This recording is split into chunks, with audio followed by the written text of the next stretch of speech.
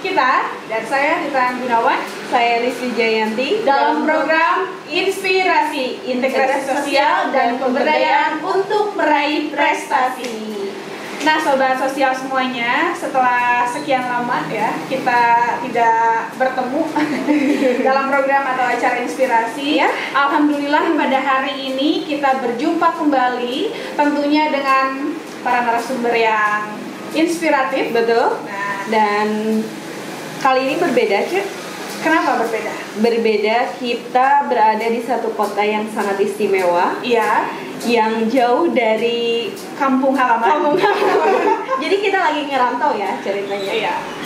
Oke teman-teman, pada program inspirasi kali ini saya akan memperkenalkan kembali ya narasumber yang pada episode kali ini hadir menemani kita. Iya. Dari yang sebelah kiri dulu di sini ada Ibu Dr. Anda Nok Komariah MKes. Ya. Biasa. Wengi. Ya, hatur nuhun. Sugang wengi ya, Pak. Sugang wengi. Berdalu. Ya, biasa kita memanggilnya dengan sebutan Mak Nok. Oke, selanjutnya ke paling tengah ini ada Bapak Sigit Alifianto SEMM. Beliau merupakan Kabid Dinjamsos Daerah Istimewa Yogyakarta atau Dinas Sosial Daerah Istimewa Yogyakarta. Terima kasih ya, Bapak sudah hadir di tengah kami semuanya, dan juga yang terakhir Komandan dari Kabupaten Ciamis. Ya. Siapa, Cik? Ya, Bapak Korkap atau Bapak Indra Maulana. Ya, Bapak Indra Maulana atau biasa dipanggil itu Kang Ucu. Simpel. Ya, simpelnya ya. Alhamdulillah sudah hadir juga. Terima kasih Pak, selalu setia kepada kami dan juga kepada narasumber. Terima kasih Bapak Ibu semuanya. Ya. Baik. Dan kita akan berkenalan lebih dalam.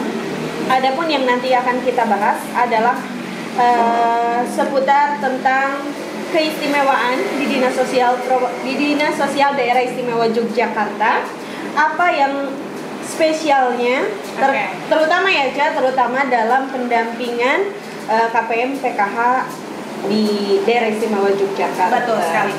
Namun Cek, sebelum ke sana, nah, kita di sini sudah ada atau sudah siap ini teh hangat supaya obrolan kita atau perbincangan kita kali ini lebih hangat gitu ya. Kita persilakan dulu sebelum dilanjut. Ya, Pak. Terima kasih, Mbak. Terima kasih. Ya. Oke. Boleh dicobain nih? Boleh, Mas, supaya agak ini ya. Ya, Pak Sigit silakan.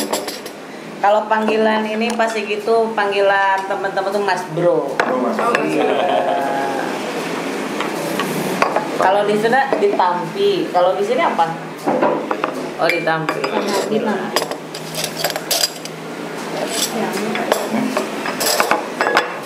Sampai bapaknya lagi Boleh Cik ini dikesampingkan dulu ya. Bagi satu persatu. Oke, terima kasih Pak. Dan di sini tehnya sudah ada, gulanya sudah ada, dan selanjutnya kita bikin apa? Teh manis. Iya. Gak usah pakai gula lagi karena sudah manis-manis. Oke. Kayaknya Cik, karena di sini mendampinginya Mak judulnya gitu. Saya ingin langsung ke Pak Kabid Dinas Sosial Daerah Istimewa Yogyakarta. Karena sudah terbiasa dengan Provinsi Jawa Barat ya. Karena ini kemarin juga terakhir Cik, kita kan podcast yang inspirasi itu di Dinas Sosial Provinsi Jawa Barat ya. Jadi Pak, ini setelah itu ini yang kita mulai lagi podcast. Oke Bapak, kami ingin berkenalan lebih dalam terkait pendampingan ya program PKH di Dinas Sosial Daerah Istimewa Yogyakarta seperti apa, karena kami yakin Jogja itu selalu istimewa, terutama dinas sosialnya. Mungkin kita nanti bisa sharing ya, terutama untuk Ciamis lah ya. Betul. Ya. Mangga Bapak. Terima kasih Mbak Yanti ya. Mbak Yanti Adil ya. Kenapa jadi Yanti? Karena ini Yanti, jadi Yanti. Ya, Pertama betul. kali saya ada yang memanggil Yanti. Ya, karena kalau Yanti itu identik orang Jawa kan gitu. Oh, gitu. Karena mumpung lagi di Jogja, saya manggilnya menyesuaikan. Yanti. Ya, Mbak Yanti. Boleh. Biasa kalau di Jogja itu kan pakai O ya akhirannya, nggak Yanto. Jangan Yanti.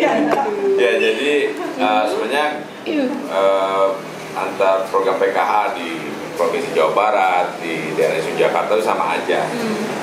Apalagi dari segi jumlah kalah jauh lah ya. Di KPM-nya di Provinsi Jawa Barat itu bisa sampai 1,7 juta. Di kami hanya 194.959. Kemudian mungkin juga dari aspek pendamping SDPKH juga pasti kalah jauh.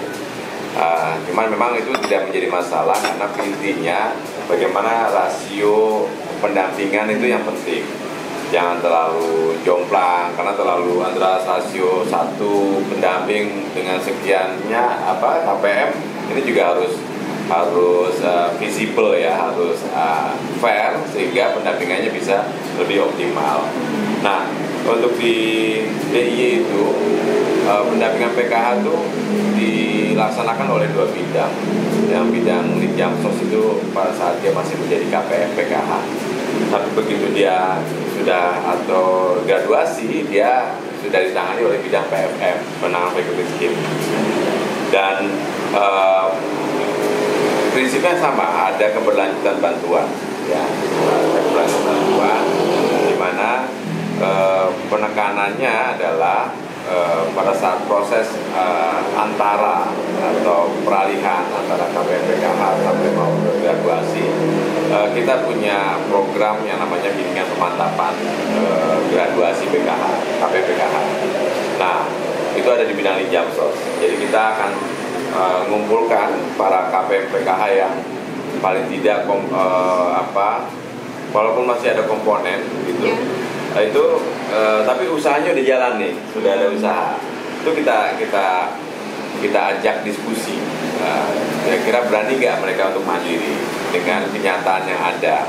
Ada yang mungkin sehari sudah omsetnya sudah cukup baik.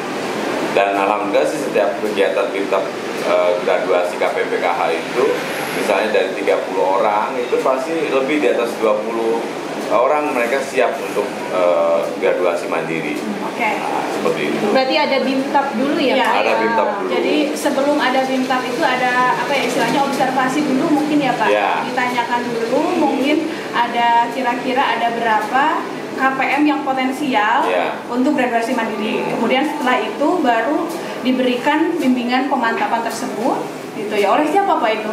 Jadi nanti ada lagi sesi berikutnya, kemudian ada pendampingan. Kita ngundang beberapa para praktisi ya, pelaku-pelaku usaha.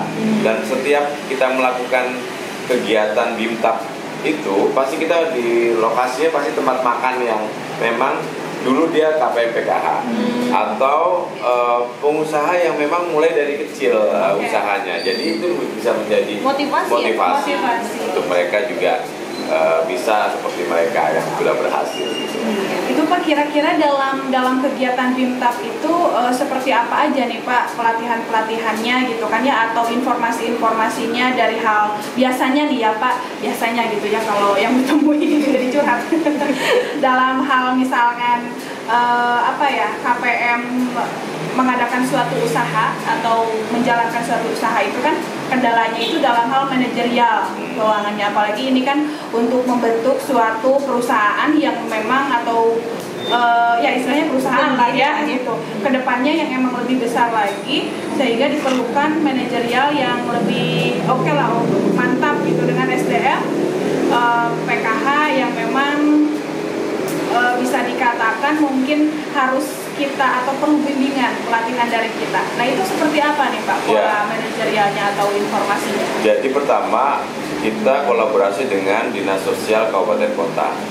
Ada beberapa dinas sosial yang sudah punya inisiasi bagaimana UMKM itu para hasil yang dihasilkan oleh para KPM PKH ini bisa kalau bahasa Inggrisnya ajek ya, atau rutin dibeli oleh atau dikonsumsi oleh masyarakat. Ya. Misalnya di kota Yogyakarta nih, ya, mereka punya program yang namanya gandeng gendong. Artinya yang punya kegiatan, punya hajat itu beli makanan atau minuman dari olahan yang dihasilkan oleh KPPKH, namanya gandeng gendong.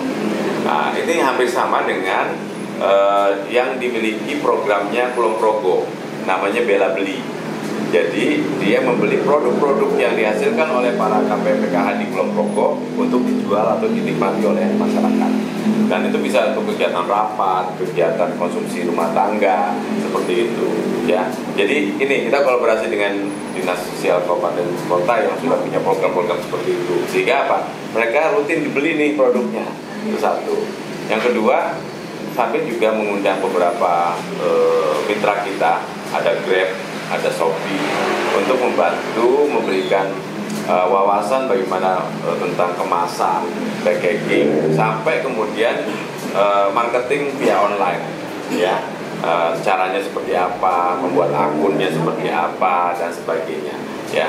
Dan ini mereka dapat pelatihan seperti itu, ya. Kita fasilitasi. Jadi betul-betul didampingi, Betul, ya. difasilitasi dalam hal pelatihannya, Iya, betul. gitu kan ya, oleh Dinas Sosial. Juga berkolaborasi Betul. dengan pihak-pihak dari lain juga gitu ya, sehingga emang betul-betul mantap. Ini bukan hanya sekedar bimtab, tapi betul-betul suatu kegiatan yang bisa memantapkan Betul. KPM, PKH dalam hal graduasi mandiri Iya. sendiri. Menunggu pemerintah itu mereka bisa punya kemauan untuk bisa punya kegigihan untuk berusaha untuk keluarganya. Ini yang penting. Jadi ada proses sosialnya, dalam hal ini adalah pengubahan perilaku.